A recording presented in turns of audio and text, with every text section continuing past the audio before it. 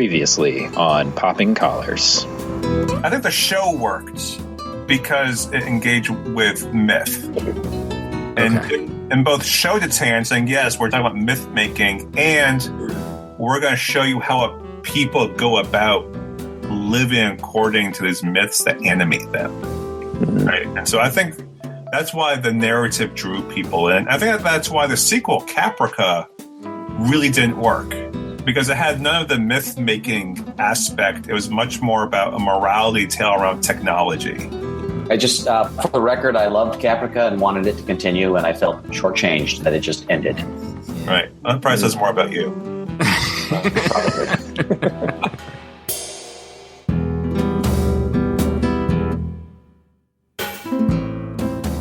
Welcome to Popping Collars, the podcast that lives in the sweet spot between meaning and culture. My name is Ricardo Avila, and I am the interim rector at St. Luke's Episcopal Church in Long Beach, California. With me today are two of my co-hosts, plus a very special guest star. Let us start with the hosts. Greg Knight, where are you located and what are you up to? I am in Palm Beach, California. What? Yes, come to the west. No, I'm really, man, that hurricane threw us way away. No, at this point. No, I'm in Palm Beach, Florida, where we're recovering. I've still got limbs and branches and stuff on my front lawn waiting to be picked up from the most recent hurricane. But when I'm not dodging hurricanes, I'm the director of Children and Youth Ministries at Bethesda by the Sea. Thank you, Greg. Next up is Liz Easton. Liz, tell us about yourself once more. Hey, Ricardo. I am here in Omaha, Nebraska, where I'm the canon to the ordinary for the Diocese of Nebraska. Wonderful. Thank you, Liz. And finally, joyfully, we have a special guest today, Jordan Haynie Ware. Please tell us about yourself. So as of about 3 weeks ago, I am the rector of Good Shepherd Anglican Church in Edmonton, Alberta, Canada. Okay. This is a major transition from my last position as associate for youth and young adult ministry at All Saints in Fort Worth, Texas. Wow, that is quite a change. Is there a time zone difference? There is. I'm in Mountain Time, and I was in Central Time. Oh, man. But other than that... No differences, really. They do say that Alberta is the Texas of Canada, and I keep waiting to explore the truth of that statement. Right. Wait, I want to say something really fast. Jordan is also a podcasting partner of ours through the podcasting network at Episcopal Cafe. What's the name of your awesome podcast, Jordan? I podcast with my partner, Lucinda Hode, and we are called Two Feminists Annotate the Bible, and we are going through the Bible cover to cover, story by story, and looking at it through a feminist lens. This is the 71st episode of Popping Collars, and today's topic takes a broader, more philosophical stance than our episodes that focus on a particular TV show or other pop artifact. In fact, you might say today's topic is the raison d'etre. Oh. I had to look that up. Sounds French. Pronunciation. There are YouTube videos of how to pronounce things. It's the raison d'etre for this entire show, meaning reason for being. How do you use pop culture in your ministry? In the old days, we are told, the stereotypical sermon consisted of 3 points and a poem. So might what we do now be a new take on that, where now it's 3 points and a Buffy the Vampire Slayer reference or something. So with that topic, that broad topic in mind, let us start with our special guest star, Jordan. Jordan, how do you use pop culture in your ministry? However you want to answer that. I think part of the reason that I was asked to be your guest for this episode is I wrote a book through church publishing that specifically used a lot of pop culture references to try and serve as an introduction to the Episcopal Church for people who are familiar with geek pop culture references, your Buffy the Vampire Slayer, your Harry Potter, your maybe D&D kind of tabletop role-playing game stuff, but they don't know a whole lot about the church. And one of the things that I found when I was a new Episcopalian in college is that the Episcopal Church, the Anglican Communion, our tradition has pretty high barriers to entry. We have a lot of insider jargon, a lot of fancy names for things that even Christians from other denominations aren't necessarily familiar with. So I'm a tabletop gamer. I've been playing Pathfinder for the last 4 or 5 years. And when the guys in my game group came to my very traditional Episcopal wedding, I was able to explain to them what was going on using D&D terms. Mm-hmm. And so I just thought, okay, this could be a way in for some people. And so I started to think about what is the Christian life other than a quest, like in a video game or in a tabletop game, or like Frodo going off with the fellowship. You find your party, you find your community, and you go on an adventure. I'll throw a big old hallelujah onto that, because I think that that's right. I think that what pop culture affords us is kind of a shorthand when it comes to conversations with people. Exactly. I'm thinking of sermon illustrations or sermon references I've made in preaching, and like it's never the biblical text that people connect with. I mean, if they know the biblical text, then great, right? They can kind of follow it. If they know a little bit of theology, great. But if I make like a 2001 A Space Odyssey reference or something like that, then people know it and they can grasp it and they can figure out what it is that I'm trying to say and what it is that I'm talking about, right? And it's because we have this shared experience together of popular culture in a way that we don't necessarily share religious culture. Holy cow, I think that you're right. A lot of this comes down to language. And I think pop culture, what we're finding is it's a language in and of itself that allows us to talk across some of these boundaries that we have with each other. I think for me, where it comes out the most is in sermons and sermon examples. What I was coming from, the reason I use them is it actually helps me understand what I'm trying to say better. And I feel like if I give a vivid illustration, even if the people in the pews don't know the artist or the movie, if I can explain why I'm making that point, it actually creates a bit of a resonance, sort of a sacred resonance, if you will. The sermon I think of the most is when I was preaching on the demoniac, the We Are Legion guy. Is that We Are Legion guy with the pigs too? Yeah. Okay. I happened to see a music video of Kendrick Lamar's song I. It was like, I Love Myself. And in the video, at one point, he's hanging out the back window of a car, like flailing his arms, and his eyes are kind of like, his eyeballs are kind of back in the back of his head. And he's doing this whole thing. And the lyrics are something about like, I lost my head. I must have misread what the good book said. Oh, woe is me. It's a jungle inside. Like this, it's about depression and trying to deal with the world. And I was trying to make a parallel between this demoniac and how Kendrick Lamar looked hanging from the back of that car, flailing about and like zoning out, and his eyes kind of popping back into his head. And somehow that really worked for especially one particular parishioner who struggles with depression, who came up and said, that's the best sermon ever. He didn't know who Kendrick Lamar was. And it was the best sermon ever, by the way. But Trademark.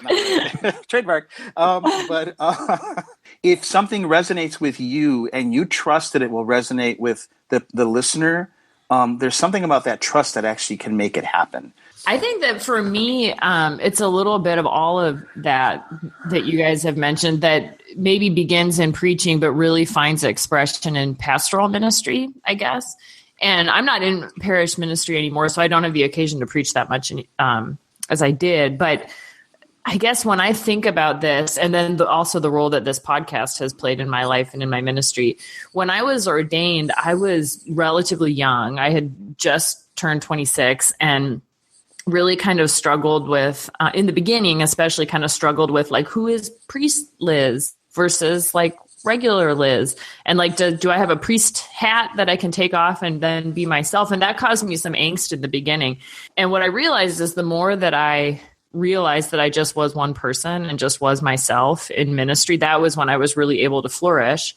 And pop culture has something to do with that, because the truth is I'm a priest, and I also, pick up Us Weekly at the grocery store sometimes. And I also watch bad TV and good TV, and I read a lot of books and all these things. So for me, like bringing all of that into my ministry was just a further integration of me as a person in my ministry. And I think that my congregation responded to that. Well, to me, it opens so many doors. Like one of the, I guess it's kind of a joke that Episcopal churches or mainline Protestant churches don't talk about sin anymore. And it's too hard to preach about sin or to talk about sin. But when I look at a lot of pop culture, sin is all up in there, and they are wrestling with this darkness. And, Harry Potter's like played out. All of my youth at my last parish told me, we're done with Harry Potter. You've got to come up with a new metaphor. So Oh my God. you've exhausted it. You're done. But at the same time, the way that these stories deal with evil is so meaningful, and I think it relates to people, and it gives you a way in to really talk about something that's so difficult to talk about, like sin. We ask people in the ordination process in one of our early retreats for aspirants to tell us just about a favorite TV show or movie or book that they've read recently, and just like tell us about it. And you can often see that there's a look on people's faces like, is this a trick? Did they want me to reference a religious thing or say, like, I don't watch Game of Thrones? And the reason we developed that question for that reason, so that we can, encourage an excitement about the world around us and an openness about popular culture or whatever it is to bring that into your ministry. So authenticity. What I have been told time and again about myself from parishioners is we love that you just are your authentic self everywhere, and that draws people. And so I'm going to just say maybe that's my superpower. And that means being vulnerable. That means being open. That means bringing my little geeky pleasures to bear on things. But I think, the way I found my way back to faith in my, late 20s, early 30s was through pop culture. I think in some ways, I would argue that pop culture can make religion more authentic. At least for me, I was like, well, Jesus, I grew up, like Jesus. I just don't know if I really believe, etc. But then, as I think I've said this before on this show, I started listening to Gillian Welch, Emmylou Harris, Lucinda Williams, Patty Griffin, and their songs about faith and their songs about struggles with, sin and life and afterlife and all of that. And that actually strengthened my faith and brought me back to church eventually, because I sort of trusted their authentic voices, because they weren't trying to proselytize. They were just speaking their truth. And somehow through that, it entered my heart and brain. And then I wound up going back to church and feeling stronger in my faith because of the lyrics to their songs. I sort of hope that if we bring to bear pop culture on our church on our ministries, be it in sermons or youth groups or retreats or whatever, people will feel closer to their faith. And I also think that pop culture allows us to be a little bit messier and make some mistakes and say some things that are a little bit heretical, because it's not trying to be perfect. When I look at Buffy the Vampire Slayer, there's so much Christian iconography in there, and it's so just off, and it doesn't completely match. And that's okay in Buffy the Vampire Slayer, and it's useful and it's helpful to have that kind of messy space. Whereas I feel like in church, we so often are trying so hard to get everything exactly correct. It's who we are as a community. The Bible's full of imperfect people. It's that's kind of the point of the whole thing, is that God does amazing things with imperfect people. Well, and I think that if we put on that mask of perfection, who wants to join that group, right? Well, it also hurts the people, not just the joiners, like the seekers, but I think it can be dangerous for the people who are there already and are part of the community. What the Bible is all about, I think the preachers need to be careful about offering a perfect perspective, but also congregations then need to be open to the messiness of figuring out how to be a person of integrity and, a Christian person in this moment. And when we lift church up as this perfect liturgical experience or perfect music experience or whatever, and we stay away from the messiness, it can be really, really hard to enter into that when we need to. I think sticking close to scripture actually is helpful for that because it's so messy, but using pop culture for references is also helpful because it's not perfect either. Which is why I also really love this image that I used in my book of the Christian life of faith as being an adventure or a quest, because I do think so often from an outside perspective, it feels like we're asking you to enter almost this stained glass picture where everything is perfect and nothing moves and it's very boring. And it's also finished, right? And it's finished. Move. Yeah, you're done. You're done. You're done. Right? Yeah. And, it's a common pop culture trope that like people don't necessarily want to go to heaven because it's boring and that hell's where like the fun party is. And for us to be able to say, no, actually, being a disciple means to follow Jesus, which means that you're moving. This is all a place of movement, and you're gathering your party of your fellow believers together, and you're going on this adventure following in the footsteps of Jesus.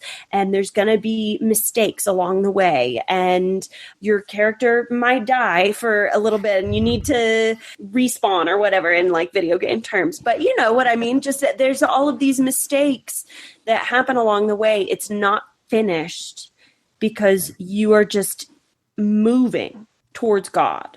See, now that's inspiring, right? Like that's something that you can get behind. That's a story that you can get behind. So why is it easier to invite somebody to go see it than it is to invite somebody to go to church? I don't get it.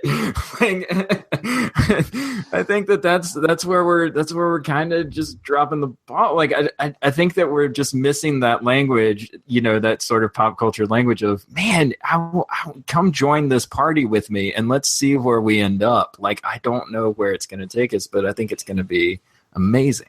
I totally would ask someone to go see it before I'd ask them to come to church, which is terrible. But why? Well, no. I mean, I feel bad as a priest for saying that, but it involves a 2.5 hour commitment with popcorn. And there's no popcorn in church. Maybe that's when I went, there was wine too. Belonging to church is a commitment, and we don't have a ton of easy way ins. And some of these fandom communities are a huge commitment, but there's a lot of like ways to toe dip or to just lurk in the online forums before you really dive in. And I don't know that church makes it easy, both because of our baggage in history and because we often get so excited, especially when young people walk through the door. Before I was ordained, I never was allowed to leave a church without my hand being shook by like 17 different people. And so sometimes I think maybe we chase people off with our desire for them to commit right away. And if we created more space and more opportunities for people to toe dip for a little bit and just see how it feels, then that might help. So I have a question for all of you guys, which is a totally unfair question to ask because I don't know how to answer it.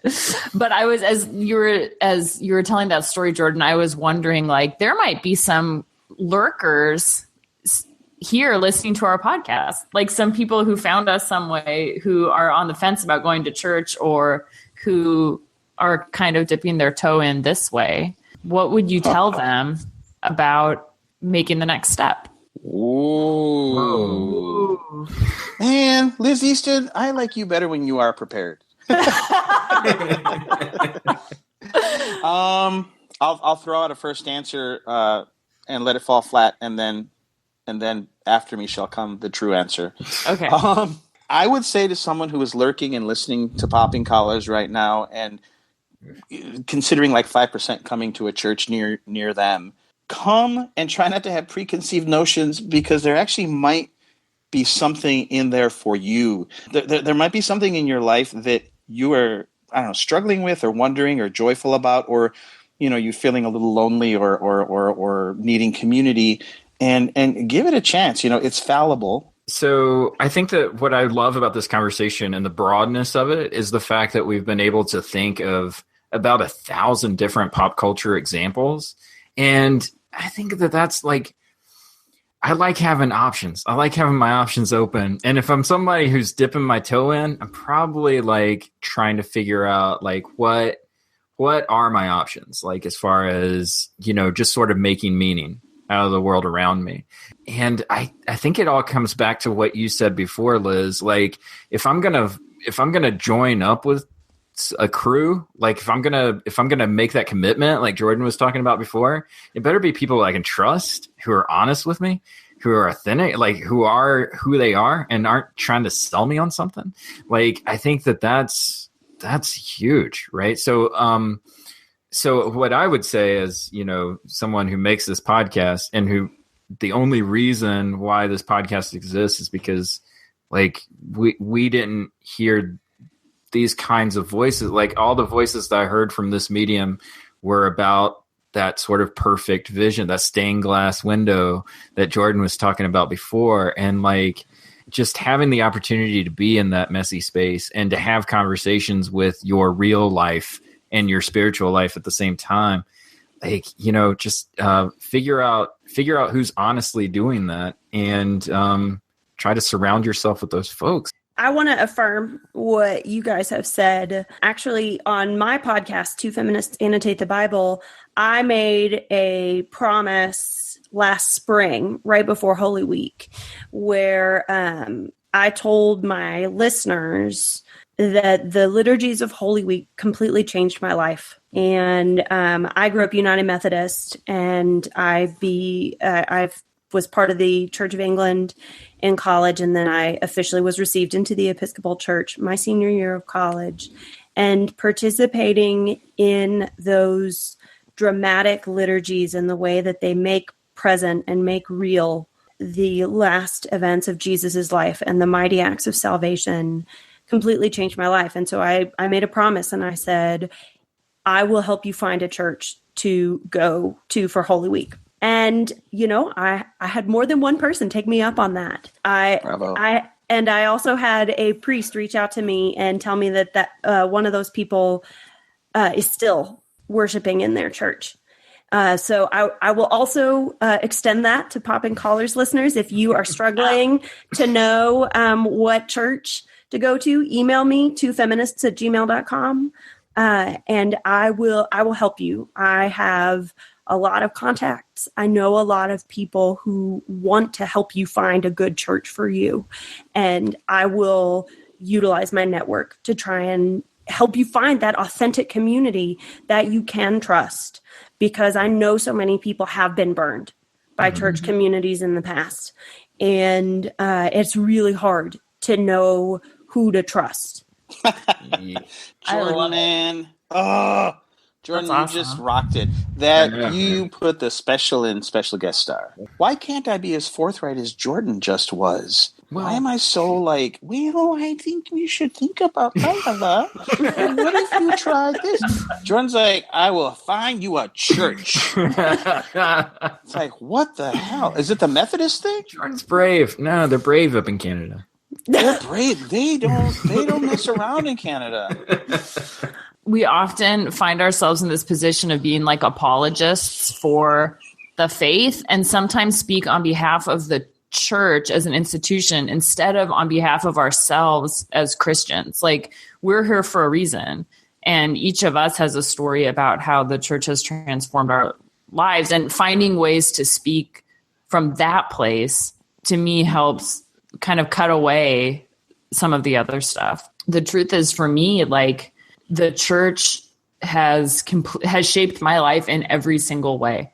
That, committing to following Jesus and loving him has made me the person that I am in sometimes really painful and awkward and hard ways, but also in really beautiful, meaningful, complicated, weird ways that are just great. And so I hope to be able to tell that story to people from the pulpit and in other places. Like, when I talk about Jesus saving me, I don't talk about I don't think about eternal salvation. I think about the life that has been the life that I love right now, that I live, has been shaped by a relationship with that person, and then by extension with church communities. And that is an invitation I want to make to people I love, because it's made all the difference for me.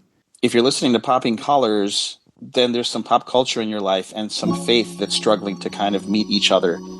Find what it is you love already. Find your Lucinda Williams and Emmylou Harris song, or find your D&D game, and start thinking about it in a different way. And maybe that's gonna draw you in a little more. And don't let go of that as you walk through the church doors, because that's the Holy Spirit, finding you where you live.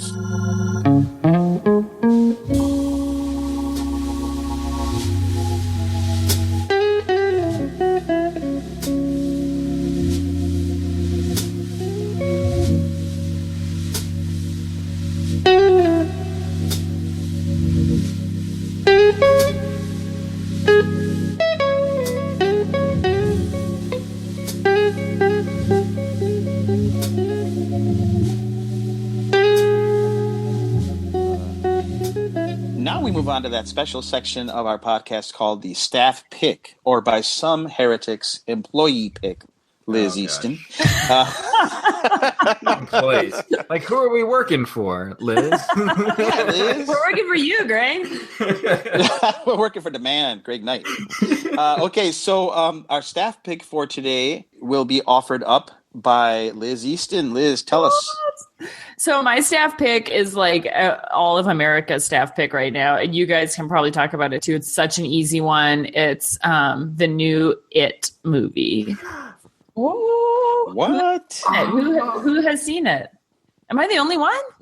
Yep. Yeah, I haven't seen it. I read the book. I saw the thing. I don't do horror at all. I don't really either, which is what surprised me about this. It was like a weeknight, I think, and I was like, what am I going to do tonight? And there's a movie theater, like I'm really into counting my steps, and I needed a lot more steps. And there's a movie theater that I can walk to by my house. So I was like, I guess I'll walk to a movie. And it was playing. I was like, I guess I'll see that. And in the beginning, at least, I was the only person in the theater, and I was going to say, aren't you the person who like tweeted that you're the only person in the theater? I was like, what is happening? And eventually a few more people came. And I want to tell one funny story about that, but then I'll tell you about the movie. I was at one of those theaters that serves food. So at a certain point in the movie, someone has to come in to bring you your check. And there was a guy who was also seeing the movie alone on the same row as me. But other than me and him, there were like 4 other people in the theater. So the server walks up, kind of like sneaks up to him like she's been trained to do really quiet, and puts the bill on his table, and he just screams. Like totally screams. He screams. She falls over. Oh, no. Then he starts laughing, but it kind of sounds like he's crying. Like I was afraid he was going to throw up. So great. So that's the kind of movie it is. There's a lot of jump scares. I don't do jump scares. I can't do it. Oh, wow. So there's this coming of age component to it that was really touching, kind of like Stranger Things. And then an interesting, so like there's a scary clown, right? Mm-hmm. And part of what the scary clown does is he becomes or manifests the thing that you're most afraid of. So there's the scary clown, which is scary. And then in the rest of these kids' lives, there are things that are really scary that they're dealing with: abusive parents, sexual abuse, bullies, racism, like all these things that then sort of come into their consciousness as they have to confront this scary clown. Wow. Thanks, Liz. Wow, Liz. Wow. Thank you, Liz. And so, then, really quick. Yeah. I then had to walk home alone. Oh my God. In the dark. In the dark. Yeah. Wow. Oh, man. Really tough. Not good. Okay, so I have the outro. Thank you, Greg, for the text. I can do this now. I've got it. All right, great. All right. I'll try not to be too, like, radio guy. Hey, everybody, you can find... Oh, God, that was so bad. Wait, you're going to try not to? Wait. Oh, my God. All right, sorry. Okay. You can find Popping Collars on the web at poppingcollarspodcast.com. You can also find us on Facebook at facebook.com/poppingcollars and on Twitter at at the symbol Popping Collars. And of course, you can find us wherever you get your podcasts, be it Stitcher, SoundCloud, iTunes, what have you. All we ask is that you subscribe, please rate and review the show. That way more people will be able to find us. And that's what we want, is to be found once we were lost. And of course, we are featured, let's not forget, on episcopalcafe.com each and every time. Just like Jordan's podcast, which we will again plug, called Two Feminists Annotate the Bible. We should also plug her book, too, which is called... And my book is The Ultimate Quest, A Geek's Guide to the Episcopal Church, available wherever books are sold.